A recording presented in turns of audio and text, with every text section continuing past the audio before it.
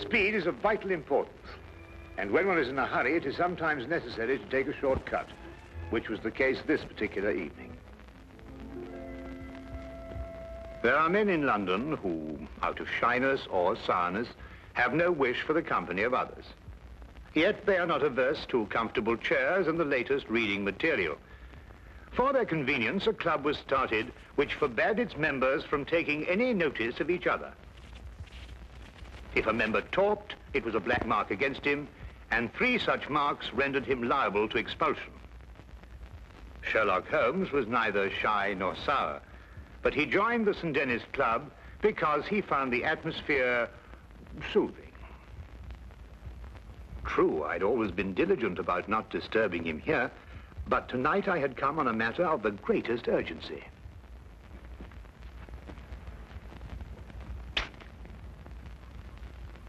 I beg your pardon? Oh, excuse me. I thought you were Sherlock Holmes. That's not the point. You talked. Well, I only went... You went psst, and that's the same thing. Mr. Grundy. Take this gentleman's name. Your name, sir? Watson. Dr. John Watson. But you made a mistake. I'm not a member of your club. Not a member? How did you get in? Well, Brandy? You'll accompany me out, sir. I'm here on very urgent business. Our constitution forbids talk of any kind. Follow me, sir. And I'd like you to understand I'm not the sort of man who enters a club like this uninvited, but the circumstances happen to be extraordinary. Holmes!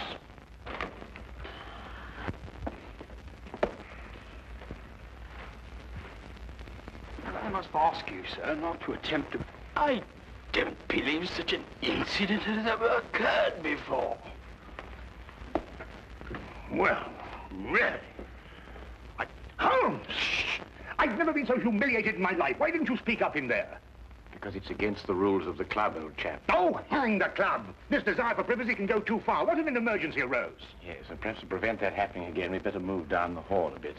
Now, you were saying...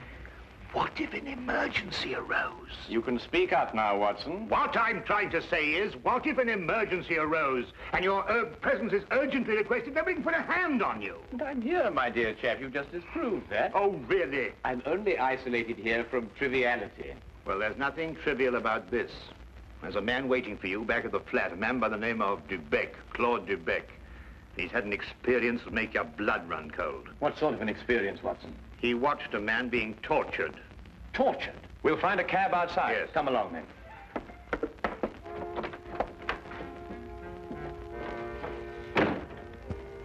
Once outside, we immediately hailed a cab, and I began to tell Holmes what I knew of the case.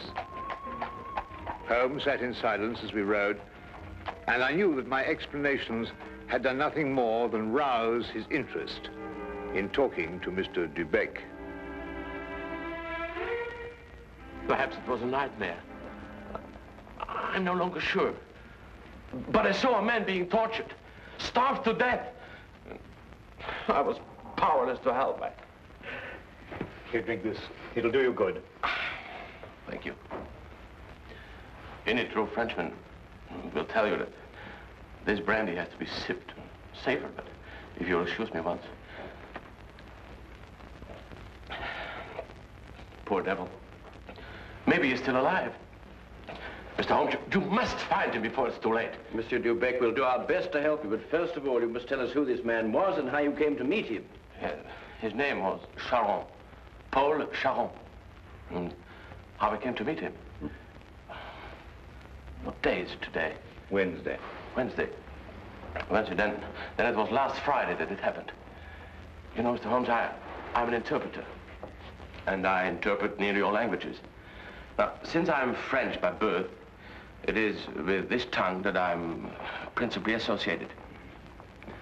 Now, I'm very well known in the hotels, and it occurs frequently that I'm called for at the strangest hours by travelers who get into difficulties.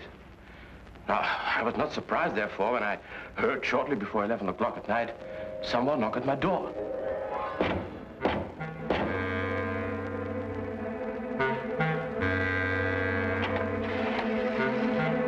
Mr. Beck? I'm he. My name is Latimer, Harold Latimer. Forgive me for calling at such a late hour, but the man at the hotel said it would be all right. Oh, you need an interpreter? Yes. You do speak French, don't you? No, with the greatest of pleasure. What's your problem? Well, you see, someone from France came to see me on business. As it turned out, he speaks only French. And I, of course, can't even read the label on a bottle of wine. Oh, that's a pity. He's leaving tomorrow, and it's imperative that we settle our business tonight. I realize this is an imposition at this late hour. An interpreter and a doctor are the same in this respect. His hours are whenever he is required. Now, just a moment, I'll get my hat going.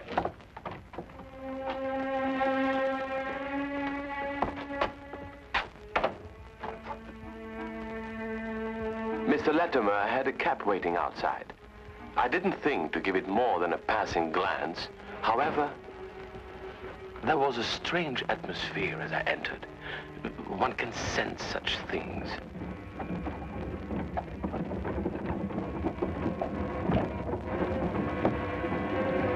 I must ask you not to. I beg your pardon?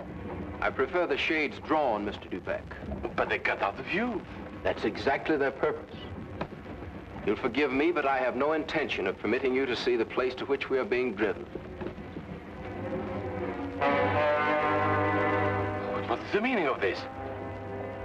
You shall find out. Soon.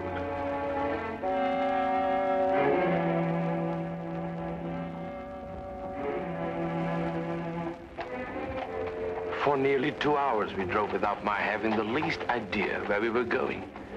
All the time I sat in silence, wondering what on earth could be this man's reason for kidnapping me. Whatever it might be, there was no possible use in my resisting.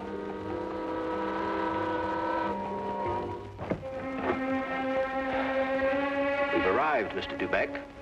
You're aware this is kidnapping, Mr. Latimer? It is somewhat of a liberty, I admit. We'll make it up to you. You may get out.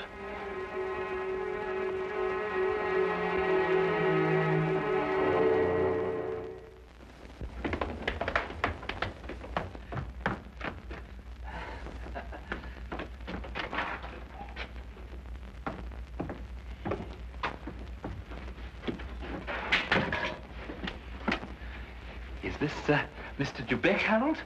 Yes. Well done, well done.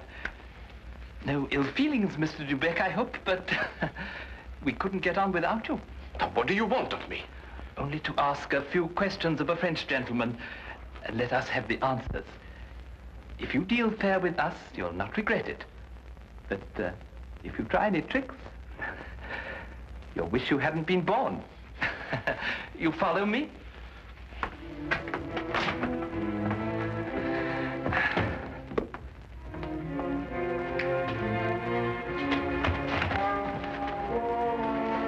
We put him in one of these so as to move him more easily.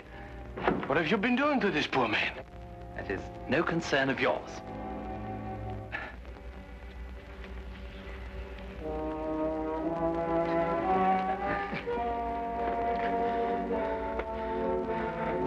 Feel better? Cochon.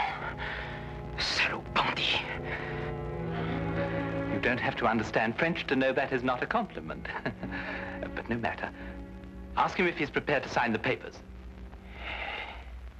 For your own good, be quick about it. Acceptez-vous de signer les papiers? Jamais. Never. Tell him he is doing her no service. Vous ne lui êtes d'aucune aide. Laissez-moi lui entendre dire. He says, let me hear her say so. Tell him he'll go free if he signs. Signez et vous serez libéré. C'est alors que je ne serai plus jamais libre. He says, then he will never go free. Then he knows what awaits him. Translate that. Vous savez à quelles conséquences vous vous exposez? Peu m'importe. He says he doesn't care. Stop that! It is only the beginning if he persists in being stubborn. Now let us try again and see if we can get better results. I was horrified at having to be a part of an affair like this, and even though I was only the interpreter, I felt guilty at not being able to give him any help. What could I do with Latimer on one side and Judd on the other, giggling with each question? Again and again, I asked him in different ways whether he would give in and sign the document. Again and again, I got the same reply. But soon, a thought came to me. I took to adding little sentences of my own to each question. Innocent ones at first, to see if I could get away with it. When our companion showed no sign of catching on, I played a more dangerous game. I asked him all about himself and learned that his name was Paul Sherlock. He was a stranger in London, that he didn't know what house we were in, that he was being starved to death. In another minute, I might have wormed the whole story out from under their noses, but for the interruption. Who is it? Oh, it's Micheline. The door is locked. Get rid of her. Give me the gun.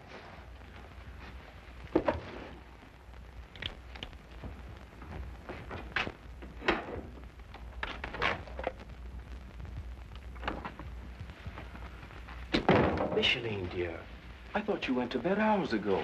I couldn't sleep at all. I can't think of nothing but Paul. Now, Micheline, there's nothing to worry about. But he should have been here 2 days ago. It isn't like Paul to do something like that. Something must have happened to him. Nonsense.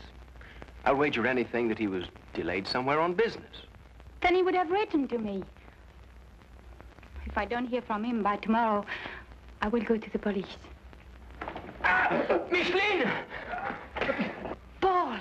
He's in there! Micheline, what's the matter with you? Have you taken leave of your senses? But it was Paul's fault. It was nothing of the kind. But I did, I heard. Would I lie to you? If Paul were in there, wouldn't I tell you? Judd is in there. Judd. That's all. Oh, well, I don't know what's happening to me. Now, darling, it's only a case of nerves. You'll be all right after a good night's rest. But it never happened like that before. You've probably never been under such a stress. But it's foolish. If something happened to Paul, you would have heard about it by now. The fact that you haven't is proof enough that all is well. You're probably right. Of course I am. I'll take you back upstairs.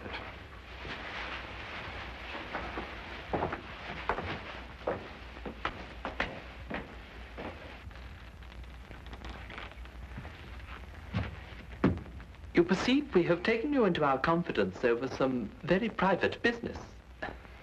Shameful business.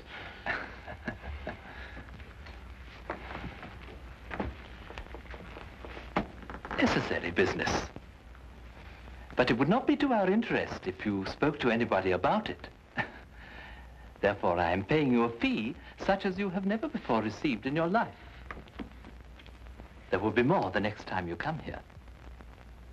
Thank you. However, I don't place all my faith in money. Therefore, I must warn you that if you speak to a single soul about this, we shall know about it. And you will pay for it with your life.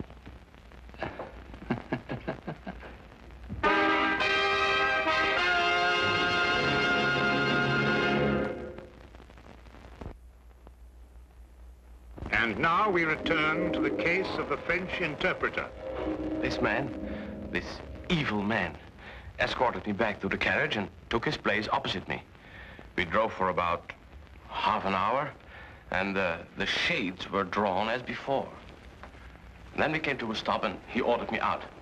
I walked for a mile or so, and then I found myself at Wadsworth Common, and there took the train to Victoria Station. I see. And there, I presume, your adventure ended. Yes. Now, I should have gone to the police right away, but I feared for the man's life. Now, Mr. Holmes, someone told me that you worked with a complete discretion. Oh, you can be assured of that.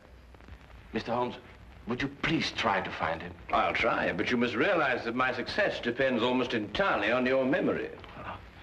I've told you everything. Only everything you were able to see. I've told you everything. I repeat, Monsieur Dubec, only everything you were able to see. I don't understand. Well, on the way to the house, you saw nothing because the blinds were drawn in the carriage. Uh-huh. But you could still feel and hear, couldn't you? Now, as you were going along, could you tell whether it was a rough or smooth road? Oh, yes, now I know where you're getting at. Well, during the first part of the trip, the road was smooth. Mm-hmm. And then we seemed to turn off on a country road. A country road? Yes. Now, when you were going along that part of the road, did you hear anything like cattle or poultry or sheep? Sheep? Yes, that's what I heard. Now, think hard. Was there anything else? Oh, well, now I remember. I remember a horn, a foghorn, something like a coal barge passing by. I see. Now, what part of the journey would that be exactly? Toward the end, I'm certain. Was there anything else that you can remember? No. No. Oh, yes, something about the house. Yes, we left the house, and then we seemed to pass through a huge storage room. Yeah? And under the floor, I heard something like rushing water. Water? Yes, a stream. But it couldn't be, but that's what it seemed like. Thank you, Monsieur Dubec. I think I have all the information I require for the present. Have you already found out where he is? No, but I have all the facts at my disposal, and it's now only a question of time. Please, Mr. Holmes, you don't give my name, because if they ever found out that I've been here... You can depend upon my keeping your confidence, Monsieur Dubec. However, I would urge you still to be on guard. I'll be careful, Mr. Holmes. Good. Thank you. Good night, Mr. Watson. Good night.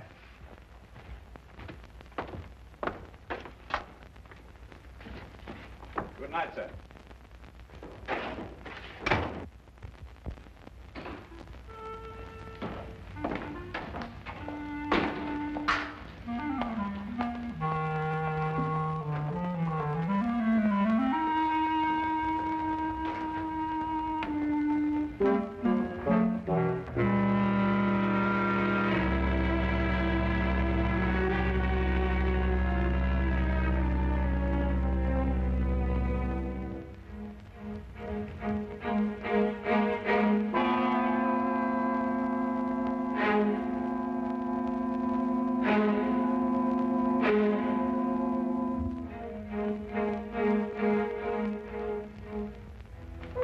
Well, now, Watson, you were listening to what Dubec had to say. Have you any theories?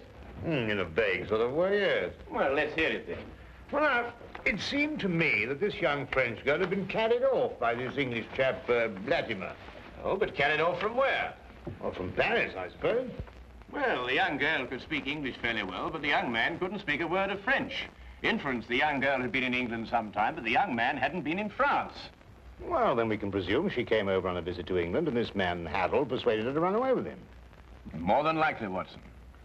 Then this Charon, the prisoner, brother or guardian, decides to come over on a visit from France. He meets Latimer and his associate, and then for some reason decides against signing away the girl's fortune, of which he is presumably the guardian.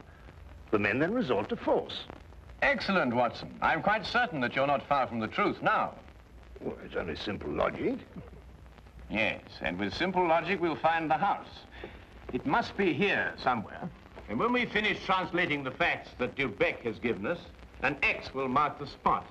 Now, let's see.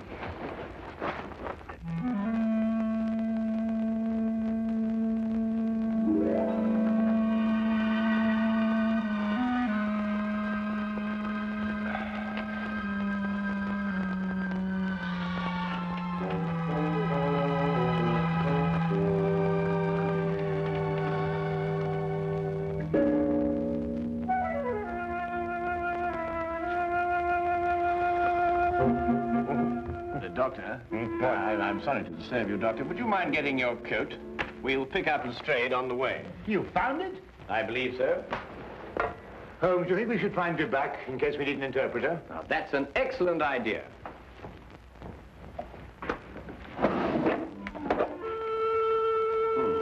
And from what I've heard, I believe these may come in handy. Right.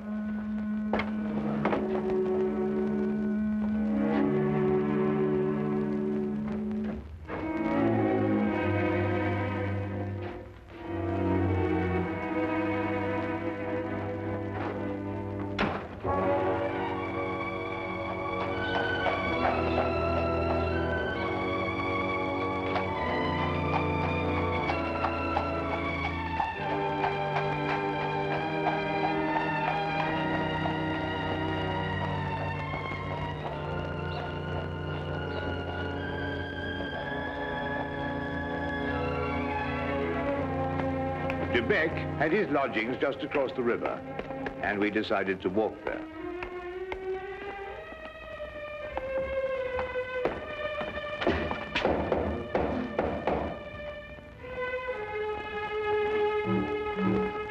If you're looking for Mr. De Beck, he left about an hour ago.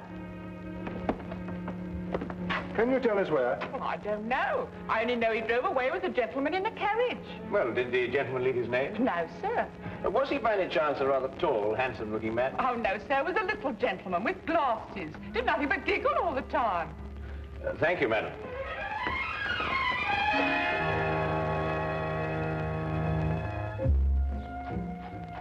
Even the weather seemed to be against us, and as we found our cab and started on our way, it began to rain.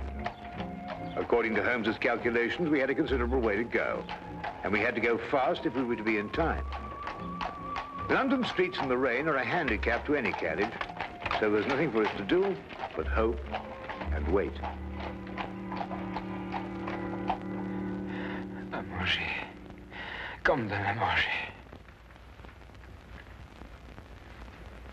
Does he still say no? He asked for food. Have mercy on that poor man. He will be fed the moment he signed the papers. Tell him that. Signez, mon vieux, et un repas vous sera servi. Je n'en peux plus. Je signerai tout ce qu'on voudra, mais qu'on me donne à manger. He'll sign. At last.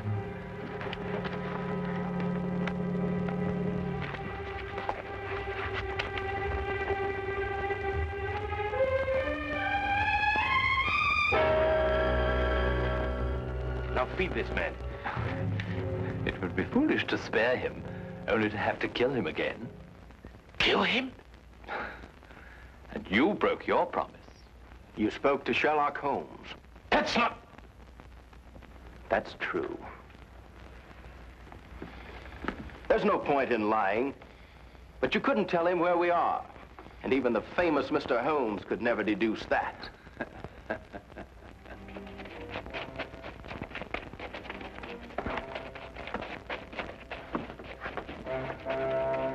There's some men coming.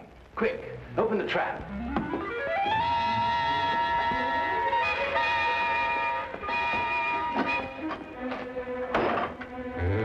Brought you two down there.